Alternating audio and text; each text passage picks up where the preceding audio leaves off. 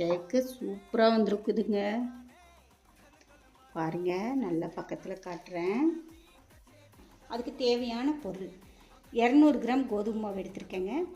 எந்த கப்பில் மாவு எடுத்தோமோ அதே கப்பில் சர்க்கரை எடுத்திருக்கேங்க. ஏலக்காய், கிராம்பு, பட்டை, இது ஜாதி பத்திரிங்க. இது பொடி பண்ணி எடுத்துக்கலாம். சூடான பாலில் பட்டர் 1 ஸ்பூன் போட்டு வச்சுருக்கேங்க.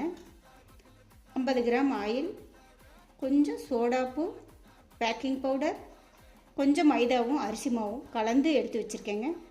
50 கிராம் தயிர். இப்போ அதுக்கு தேவையான ஃப்ரூட்ஸ் எடுத்து வச்சுருக்கேங்க. வாங்க இப்போ எப்படி செய்கிறதுன்னு பார்க்கலாம். இப்போ பாருங்கள், இதே நல்ல கலர் வந்துருச்சுங்க. இதுலேயே நம்ம எடுத்து வச்ச ஃப்ரூட்ஸை கொஞ்சம் மிக்ஸ் பண்ணி வச்சிடலாங்க.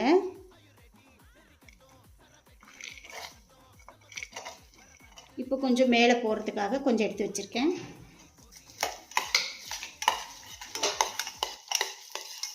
இது கூட நம்ம எடுத்து வச்ச தயிர், வாசனை இல்லாத ஆயிலுங்க, நட்ஸ் எல்லாம் ட்ரை பண்ணி. இப்போ எனக்கு எடுத்து வச்ச பால் எல்லாம் கரெக்டாக இருந்ததுங்க. இது கூட வெண்ணிலா எசன்ஸு 1 மூடி ஊற்றுறேன். கேக் டின்னில் ஆயில் போட்டு மைதா போட்டு இப்போ ரெடி பண்ணி வச்சுருக்கேங்க. இப்போ நம்ம கலக்கின மாவை நம்ம ஊற்றிக்கலாம்.